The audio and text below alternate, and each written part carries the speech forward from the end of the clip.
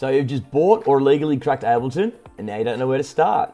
I'm Jono. I've been using Ableton now for about 8 or 9 years, and I'm here to clear up what the fuck are all these buttons. Step 1 is to obviously open up Ableton. Don't stress, when your Ableton opens up, it might look a little bit different to what mine looks like. That's because I've modified it to open up to look like this. I'll show you how you can do that later on in another video. But today's goal is just to familiarize yourself with the main interface and the most important buttons and knobs and switches and tabs that I think you should probably learn when you first start out using this mammoth of a fucking program. Now, unless you're blind, like my grandma, you'll see there's a big square right in front of you where it says drop files and devices here. This is your main arrangement view. If you want to switch between the arrangement and the session view, click the tab button on your keyboard and you'll be met with this view. Now we're in the session view. You can sort of view this as like, you know, Dr. Dre having a 100-channel mixer in front of him when he's sitting with Eminem in the studio. This is more for your mixing down. I'm not going to bombard you with all this boring shit because, to be honest with you, I don't even really use this view. 99.9% of the time, I'm in the other view. And if you want to go back to that, you can either click tab on your keyboard or go up to the right-hand corner and click it up here manually. So starting from the top left-hand corner on this view, we're going to go through the main interface buttons that I think you need to know. Here's your BPM slider. You can change this to whatever you want. If you want to write a song in 128, type in 128 or drag it up and down. If you want to write a song in 522 BPM, you can drag it to that. It's all up to you. We go across, you've got your metronome button here. For any reason you need to use a metronome to get things in time, you can click that, then click spacebar, and you can hear your metronome. Search bar, pretty self-explanatory. You type in any word, and if it matches up with anything that you have in your plugins or samples, it's going to pop up. So for example, I'm going to type in kick and go down to all results, and it's going to show me all the results with the word kick in it that I have in my sample packs. So I've got a lot of fucking kicks. Get out of that, and then we go down to the left here, I've got collections. This is more of a custom view I've done here, just so that I can get my favorite audio effects and plugins and stuff into that. I'll show you how to do that later on. You probably won't have anything in your collections side if you are just starting Ableton. Categories, go down here, we've got sounds. These are all built-in sounds from Ableton, so you've got a lot to choose from. It's quite overwhelming, and I do encourage you to go through these sounds before you start installing and buying third-party plugins like you know, synthesizers and stuff like that. Drums, again, a lot of samples come with Ableton. So say we want to use this 909 core kit, double click on that and it'll open up automatically down here, and you're now free to use these samples.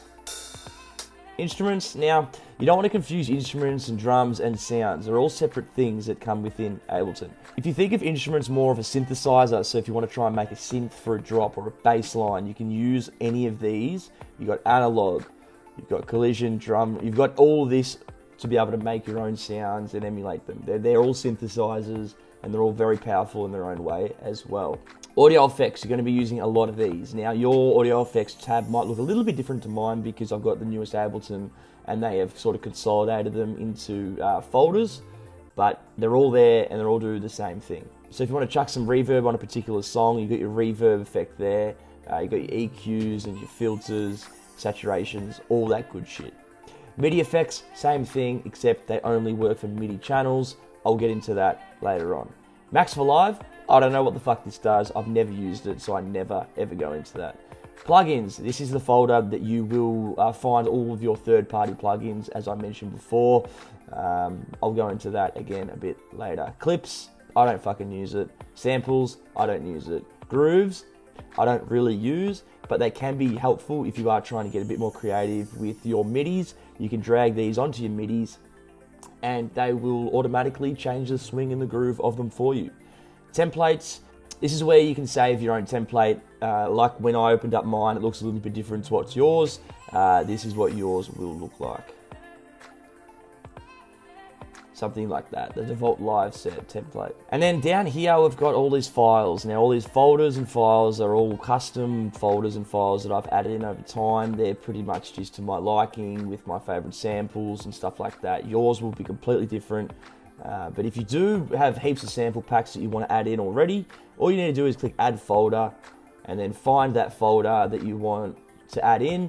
For example, if I go down to yellow, my Ableton, samples, and I want to add in my own sample pack, I'll just click that, click open, and then if you give it a second, it'll pop up. So that's all your stuff on the left-hand side there. This little bar down here, essentially when you play a sample, that's just going to give you a preview of that sample. A super, super helpful and I think underrated box in Ableton is the one at the bottom left-hand corner. If you click this open, it's your info view.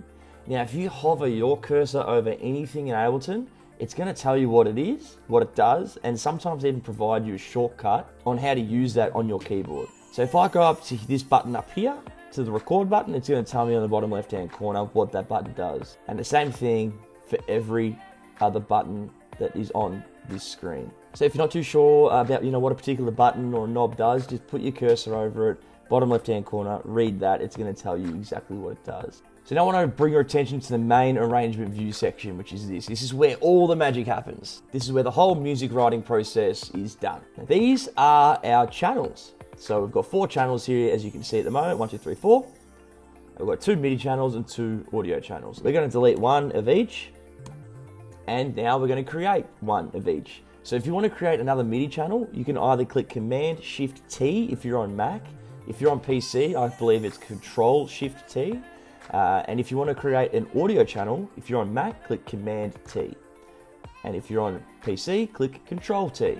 Now, if you have heaps of time up your sleeve and you just want to do it the long way, go up to this section over here, right-click, Insert Audio Track, or Insert MIDI Track. I know you're probably sitting there going, Jono, what the fuck's the difference between a MIDI and an audio channel? Now, we'll get into that in a different video. But for now, let's finish up the interface. If we bring our eyes down to the bottom, you'll notice A, reverb, B, delay. They're what we call return tracks. I'm going to be honest, I don't really use these return tracks, but some people live by them. If you do want to learn a bit more about the return tracks, I recommend going onto YouTube and just watching a short video on them. But for this video, we're going to delete them because I don't use them.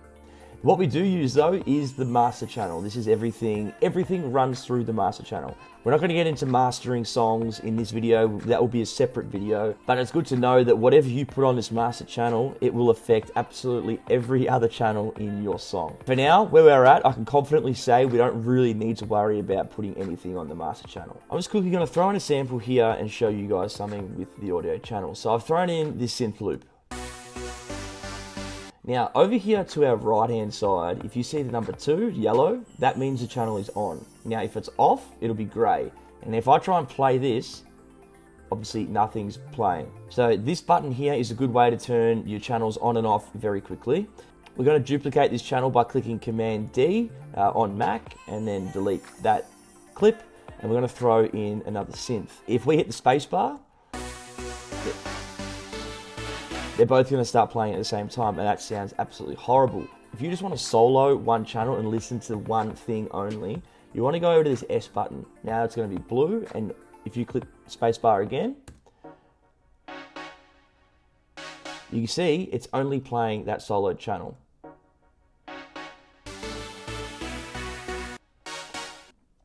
So that's a good way to, I guess, identify and hear separate sounds within your mix. So with the top channel selected and soloed, what we're going to do is cast our eyes down here to the track volume slider. So essentially pretty self-explanatory. As we play this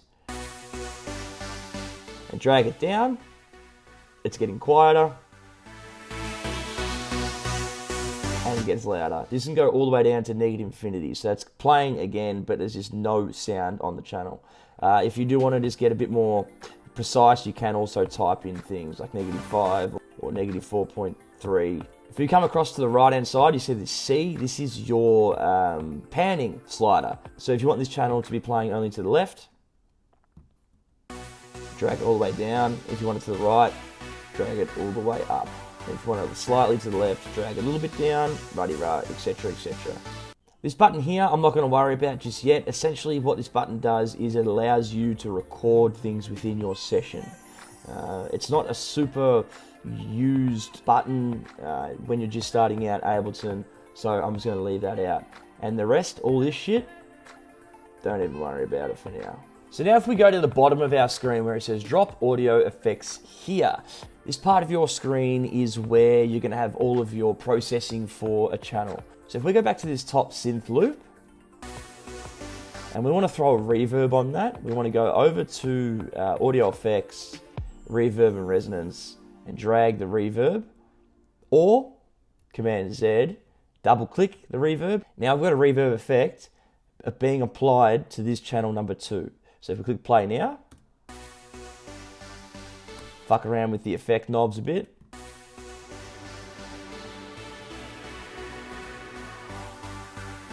That is essentially what that bottom bar does. It allows you to throw in effects and processing to your sounds so you can make them to your liking.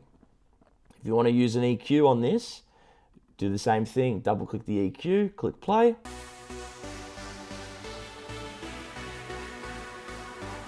And we can fuck around with the knobs.